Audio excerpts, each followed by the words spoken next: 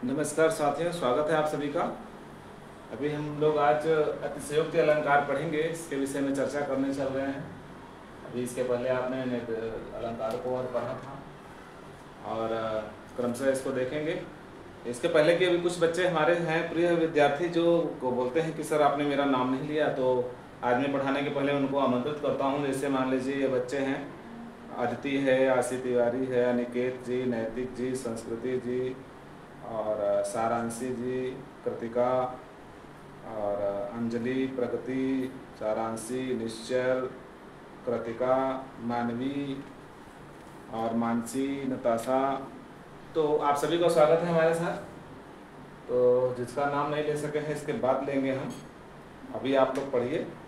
तो आज हम अतिशयोक्ति अलंकार पढ़ेंगे, जिसका अगर हम खंडन करते हैं नाम से, किसी किसी किताबों में अतिशयोक्ति आधा स रहता है, ये गलत है, पूरा सा होना चाहिए। जिसका अगर हम संधि विच्छेद करते हैं तो इसका अर्थ होता है अतिशय जोड़ उक्ति, अर्थात अत्यधिक बढ़ा चढ़ाकर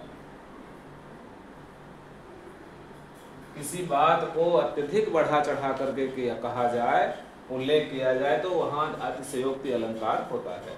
तो सबसे पहले इसकी परिभाषा को देखेंगे कि जहां पर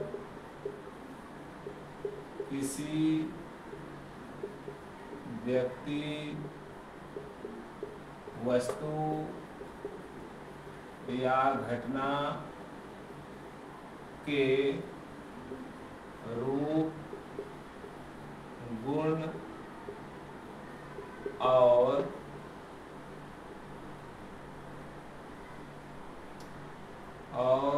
उनके कार्यों का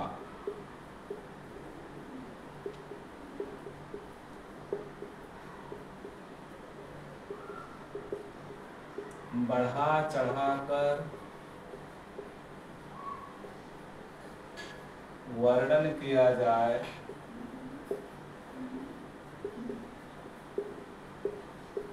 वहां पर अतिशयोक्ति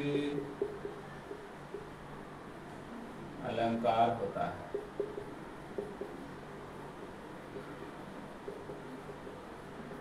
अब कोई घटना हो या किसी व्यक्ति का उल्लेख हो, इसके बारे में बात किया जाए, या किसी वस्तु का, किसी स्थान का अगर वर्णन किया जाए, उसको जरूरत से ज़्यादा अत्यधिक बढ़ा चढ़ा करके वर्णन किया जाए, तो वहाँ पर अतिशयोक्ति अलंकार होता है। जिसके लिए हम अभी उदाहरण देखेंगे। उदाहरण नंबर 1,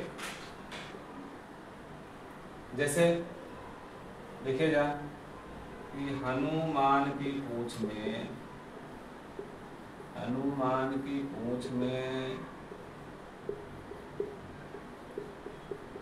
लगन पाई आग, सिगरी लंका जल गई, सिगरी लंका जल गई, गए निशाचर भाग।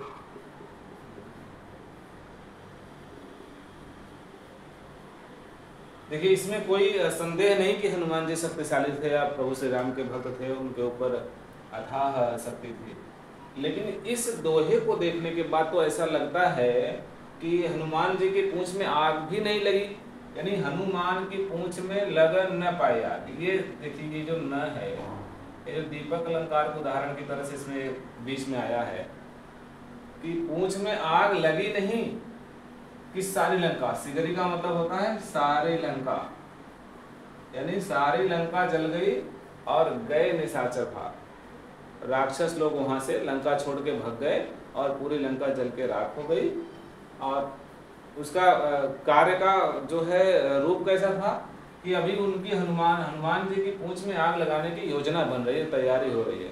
तब तक क्या हुआ कि सारी लंका जल गई और निशाचर लोग भाग गए। तो इससे स्पष्ट होता है कि किसी भी कार्य का, किसी घटना का जबरदस्त बढ़ा चढ़ा करके वर्णन किया गया है।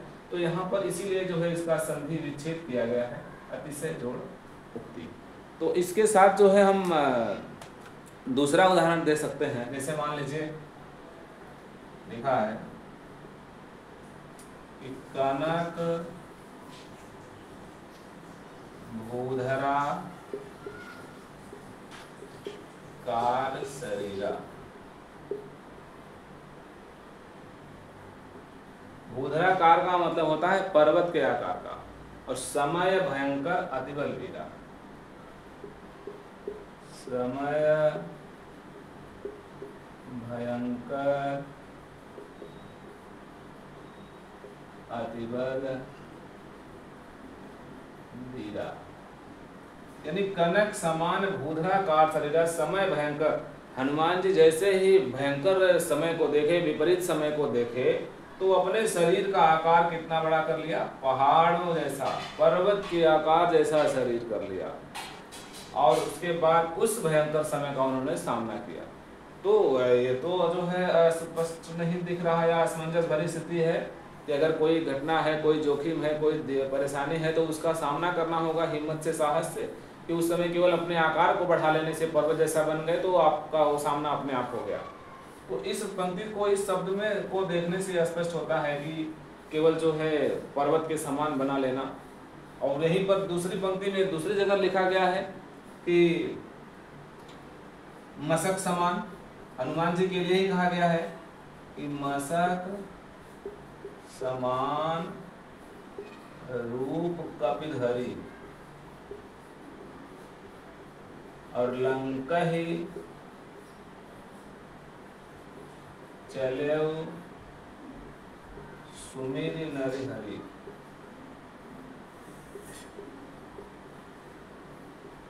अब पहली पंक्ति में पहली जगह पर जो है पर्वत के आकार का उन्होंने स्वरूप बना लिया अपना, और दूसरी में क्या दिया है, मशक। मशक का मतलब होता है मच्छर। अब प्रभु श्री राम के भक्त थे ये हनुमान जी, और इनको कौन सी आपदा विपदा थी जो इनका जो है परेशानी आ गई, जो अपना स्वरूप ही जो है मच्छर बना लिए। एक सेकंड के लिए तो पर्वत के आकार का बन सकते थे, लेकिन मशक समान ऐसी कौन सी परेशानी आ गई, उनको डर सताने लगी, जो उनका स्वरूप जो है मच्छर के समान उनको करना पड़ा। तो मशक समान रूप कपिधरी लंका चले सुमर नरहरि। तो वो एक तरफ तो जा रहे हैं लंका को जलाने के लिए, सीता जी का पता लगाने के लिए, जो है राक्षसों का मर्दन करने के लिए, और दूसरी समय जो है क्या है, मारे डर के अपना आकार कैसे बना लिए, मच्छर के समान। तो कोई मच्छर के समान छोटा तुच्छ प्राणी बन करके, जीव बन करके किसी बड़े विशाल दुश्मन का सामना कैसे कर सकता है।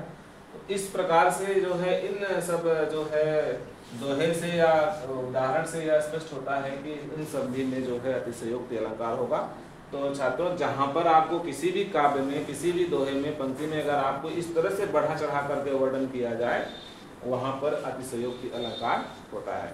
इसके पहले मैं अत्युक्ति अलंकार भी आपको मैं बता दिया हूँ कि अत्युक्ति अलंकार में इससे भी ज़्यादा, जहाँ पर जो है अविश्वसनीय घटना हो, जैसे जो तनिक हवा से बाघ हिले लेकर सवार हो जाता था, मतलब कि हवा से भी हिलने के बाद जो है वो चेतक जो है अपने सवारी को, राणा प्रताप को लेके उड़ जाता है। तो वहाँ पर जो है बहुत ज़्यादा निषेधपूर्ण बातें कही गई है, तो वो तो अत्युक्ति अलंकार है। लेकिन यहाँ पर आपको अतिशयोक्ति अलंकार हम बताने का प्रयास किए हैं। उम्मीद है कि आपको ये समझ में आया होगा। तो आज अभी आप इसको पढ़िए, इतना ही, आज के लिए इतना ही। फिर हम अन्य वीडियो में अन्य दूसरे अलंकार को लेकर प्रस्तुत हो रहे हैं। तब तक के लिए धन्यवाद। आपका दिन शुभ रहे।